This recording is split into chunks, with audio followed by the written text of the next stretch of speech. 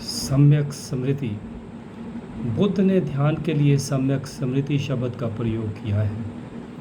पतंजलि कहते हैं कि स्मृति के सम्यक होने के लिए अपने प्रति समग्र रूप से सच्चा होना पड़ता है।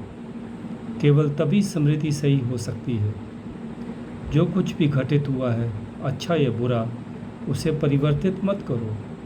जो जैसा है उसे वैसा ही जानो। ऐसा बहुत कठिन होता है, ये दुष्कर है। साधारणतया तुम चुन लेते हो और बदल देते हो। अपना अतीत जैसा था उसे वैसा ही जान लेना तुम्हारी सारी ज़िंदगी को बदल देगा। जैसा तुम्हारा अतीत था, यदि तुम उसे ठीक से जान लेते हो तो तुम भविष्य में उसे दोहराना नहीं चाहोगे। अभी हर आदमी रुचि ले रहा है कि अतीत को परिवर्तित रूप में कैसे दोहराया जाए, लेकिन जैसा अतीत था उसे यदि तुम ठीक से जान लेते हो तो तुम उसे दोहराना नहीं चाहोगे। सारे अतीत से मुक्त कैसे हुआ जाए, इसके लिए सम्यक स्मृति तुम्हें प्रेरणा शक्ति देगी। यदि स्मृति सही है तो तुम पूर्व जन्मों की स्मृतियों से में भी जा सकते हो। यदि तुम सच्चे हो तब तुम अतीत की स्मृतियों में जा सकते हो। तब केवल तुम्हारी एक इच्छा होगी, इस सारी निरर्थकता का अतिक्रमण करना। लेकिन तुम सोचते हो कि वह अतीत सुंदर था और तुम सोचते हो कि भविष्य सुंदर बनने वाला है और केवल वर्तमान ही गलत है। लेकिन कुछ दिन पहले अतीत वर्तमान ही था और वह भविष्य कुछ दिनों पश्चात वर्तमान बन जाएगा। और हर वर्तमान गलत है और अतीत हमेशा सुंदर लगता है और भविष्य हमेशा सुंदर लगता है। यह भ्रांतिपूर्ण स्मृति है। अतीत को प्रत्यक्ष ढंग से देखो, उसे बदलो मत। अतीत जैसा था उसे देखो। लेकिन हम बेईमान हैं। हर आदमी अपने पिता से नफ़रत करता है, लेकिन यदि तुम किसी से पूछो तो वह कहेगा, मैं अपने पिता से प्यार करता हूँ। सबसे अधिक मैं अपने पिता का आदर करता हूँ। हर औरत अपनी माँ से नफ़रत करती है, लेकिन पूछो और हर औरत कहेगी, मेरी माँ, वह तो बिल्कुल दिव्य है। यह है भ्रांतिपूर्ण स्मृति।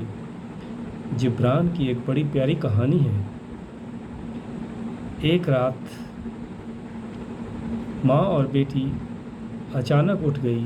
दोनों निद्राचारी थी, यानी स्लीप वॉकर।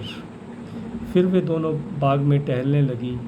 नींद में ही वे स्लीप वॉकर थी। वह बूढ़ी स्त्री वह माँ बेटी से कह रही थी, तेरे कारण, तू कुतिया, तेरे कारण मेरा यौवन नष्ट हो गया है। तूने मुझे नष्ट किया। अब हर आदमी जो घर में आता है तुझे देखता है, मुझे कोई नहीं देखता। माँ एक गहरी ईर्ष्या व्यक्त कर रही थी, जो हर माँ को होती है जब उसकी बेटी युवा और सुंदर हो जाती है। ऐसा हर माँ के साथ होता है, लेकिन इसे भीतर छिपा कर रख लिया जाता है। और बेटी कह रही थी, तू सड़ियल बुढ़िया, तेरी वजह से मैं जीवन का आनंद नहीं ले सकती। तू ही अड़चन है, हर कहीं तू ही अड़चन है, बाधा है। मैं प्रेम नहीं कर सकती, मज़े नहीं कर सकती। और तभी अचानक शोर के कारण वे दोनों जग गई। बूढ़ी स्त्री बोली, मेरी बच्ची, तुम यहाँ क्या कर रही हो? तुम्हें सर्दी लग सकती है, अंदर आ जाओ। और बेटी बोली, लेकिन तुम यहाँ क्या कर रही हो? तुम्हारी तबीयत ठीक नहीं थी और ये सर्दी की रात है। आओ माँ, बिस्तर में लेटो। वह पहली बात जो हो रही थी अचेतन मन से चली आ रही थी।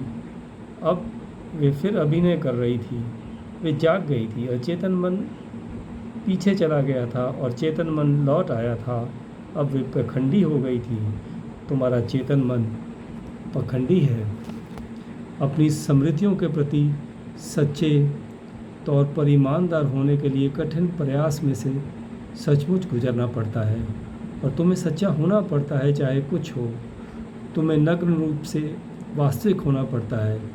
इसे तुम्हें जानना ही होगा कि तुम सचमुच क्या सोचते हो अपने पिता के बारे में, अपनी माँ के बारे में, अपने भाई के बारे में, अपनी बहन के बारे में, जो तुम वास्तव में सोचते हो। और अतीत में जो तुम्हारे साथ घटित हुआ है उसे तोड़ो मरोड़ो मत, बदलो मत, संवारो मत। वह जैसा है उसे वैसा ही रहने दो। यदि ऐसा हो जाता है तो पतंजलि कहते हैं, यही बात मुक्ति बन जाएगी। तुम इसे छोड़ दोगे, सारी बात निरर्थक है और तुम इसे फिर भविष्य में प्रक्षेपित करना नहीं चाहोगे। और तब तुम एक पखंडी नहीं होगे। तुम वास्तविक सच्चे निष्कपट रहोगे। तुम प्रामाणिक हो जाओगे, और जब तुम प्रामाणिक हो जाते हो तुम चट्टान की भांति हो जाते हो।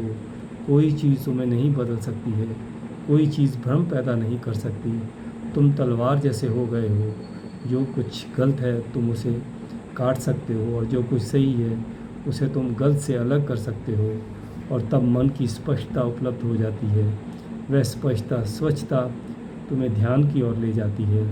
वह स्पष्टता विकास के लिए बुनियादी ज़मीन बन जाती है, विकसित होकर अतिक्रमण में उतरने के लिए।